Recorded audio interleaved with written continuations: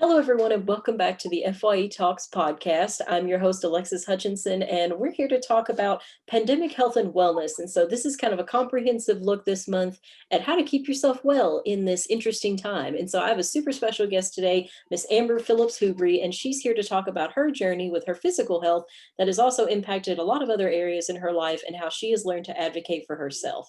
So, Amber, can you introduce us to kind of your journey and your story?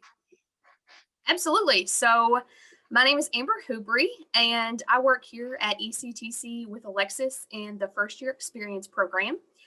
And I was very excited that Alexis reached out to me to be or serve as a guest for this month's podcast, FYE Talks, where their focus is primarily on a lot of aspects of health and wellness and how to make sure that you're taking care of your body physically, mentally, etc. So those individuals that work really closely with me here at the college know a lot of information about the health journey that I've had because it has been a long one and it has been a challenging one. And I'm here today to give a little bit of a glimpse at that journey and then also stress the importance to everyone as far as advocating for yourself whenever it comes to your health and your well-being, because nobody else is going to take your health and your wellness nearly as seriously as what you are. So that's really important to keep in mind. Absolutely. Or that was definitely my experience for sure. So I was relatively a pretty healthy kid.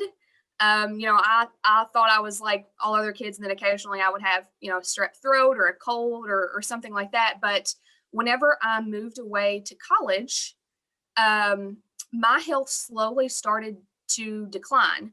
And I was always very athletic my entire life and very fit and thought that I was generally a pretty healthy individual. And I'm a big eater. I like a wide variety of foods. So even though occasionally, I was eating out at fast food or whatever, I was also eating a lot of really good wholesome foods as well. So whenever I first started having some health issues, whenever I was in college, I could not figure out why or what was going on. And when I say health issues, it was more of really frequent headaches and fatigue. And then it stemmed into passing out several times and passing out to the point like I would pass out and then would not hardly wake back up. And so even whenever I was in college, there was once when my roommate just had to call an ambulance and, they had to come and bring me into the hospital. And that was the first step in, I guess, attempting to get some answers, because even though I had tried to see a few doctors there in the town that I was going to college, they just really attributed it to, you're just probably really tired or you're just probably stressed. Well, I don't really know very many individuals in this world that aren't tired or aren't stressed, but I don't know a lot of other people that were just passing out as a result of that. Very And true. yes, like that's not normal. And so whenever they brought me to the hospital the very first time, a nurse that I had in the ER told me that she thought I had a migraine.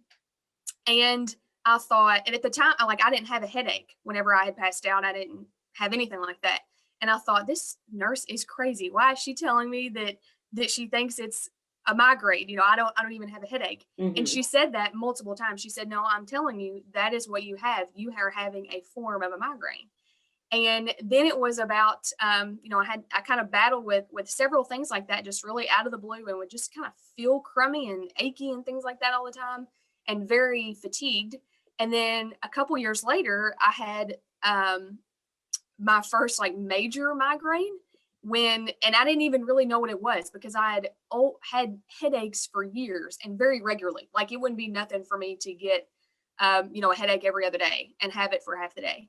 Goodness. And then which is crummy too, and it affects your quality of life. Mm-hmm. And then I had the first migraine that I'd ever had, and was atrociously sick, like on a student teaching trip in public, humiliating, you name it. And then whenever that happened, I recalled the nurse that told me in the ER that time that she thought I was having a form of a migraine. And at the time I was in between moving as far as graduating from college and getting my first job. And so I didn't have a stable general practitioner at the time where I was in the process of moving towns. And so I actually reached out to my pediatrician, even though I was 21, because he had been my pediatrician my whole life and he knew all of my prior health history. I just called him and said, what do you think, some of these issues are that I've been having for the last several years? And so he wanted to see me and he said, I think you're having different forms of migraines. And I did not realize there were different forms of migraines. But there's actually one that attacks your nervous system. And he said that he had seen young adults before in his office that had been temporarily paralyzed, but they didn't have a headache. And that was My a form goodness. of a migraine. Yeah. And they're not very common, but it is one aspect of migraines that can happen. And so he said that's what he thought that I had been experiencing those times whenever I had passed out and things like that, that it was kind of like my body was beginning to do that. And then I started having just the general form of a migraine, the one that most of us are common with, which is an atrocious headache and a sensitivity to light and movement and things like that. And so I struggled with those for quite some time and then continued with the fatigue and things like that. And then it really shifted more to a lot of gut issues for me. And so I had a stomach infection and just out of the blue, right when I had started grad school. And so you can imagine that was a very intense time, like not a lot of sleep. I was working a full-time job and I was taking 4 graduate classes that semester. And I came down with a stomach infection and lost like 12 pounds in a week. And those of you that know me know I'm typically like a not a very large individual. I'm like 125 Absolutely. pounds. And so to lose 12 pounds in a week was drastic for my body. And That's majorly drastic, I think, for anyone to just drop 12 pounds in a week. My goodness. I know, and that's not a healthy way to lose weight. And that was not what I was trying to do at all. Normally I've always been trying to put on a couple of extra pounds. Mhm. And so that was not exactly ideal. And I was atrociously sick. And I went to multiple doctors. They couldn't figure out what was going on or what they said, we just think that you have some type of a stomach infection. Not once was I ever tested for any type of infection though. And I went to multiple different doctors, which was mind boggling to me. And I said, like, what do we need to do to figure out what this is in order to fix the problem? Mhm.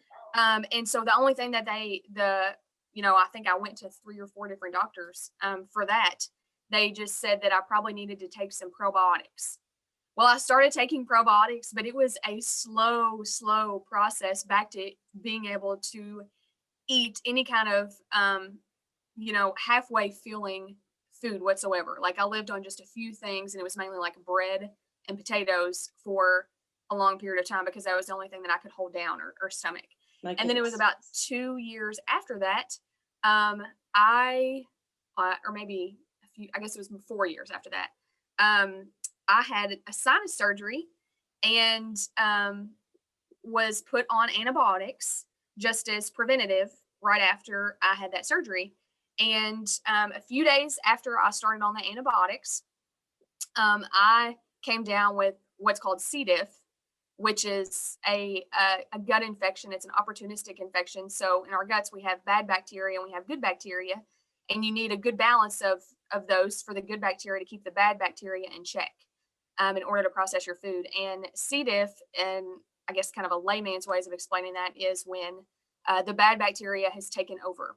And so when you're on antibiotics, it depletes your gut, so to speak. It takes out all the good bacteria and all the bad bacteria because it's flushing out what it thinks may be infection.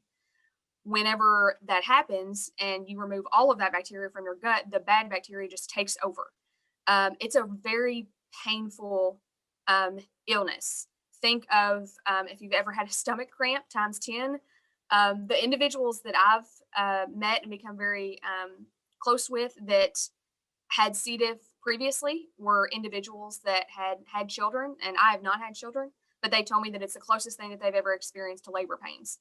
And I would 100% believe it because it is atrocious pain in your stomach. And I had C. diff the exact same time that I also contracted a foodborne illness called Campylobacter.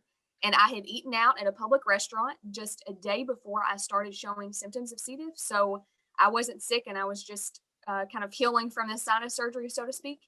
And the meat that I was served at that restaurant was bad. And I thought that something was wrong with it. And so I actually stopped eating it. I only had a few bites of this meal. And then the very next day when I became sick, I genuinely thought that I just had food poisoning. And I thought that it was from eating that sandwich that I had had at a public restaurant. So I suffered for at home for about 3 days. I thought, I'm just drinking a lot of water. I think this is, food poisoning. It'll run its course, whatever. And after, I think it was about 4 or 5 days of that, and it wasn't getting any better, I thought this may be something more. So when I went to the ER and got tested, they said, you have C. diff. And then 2 days later, the health department called me and said, you also have Campylobacter, and we need to know where you ate because we have to contact this restaurant I because can't they are believe serving that bad meat. that is absolutely the worst set of circumstances that you could possibly Yes. have. My goodness, like that is Yes. that is an absolutely horrible run of bad luck.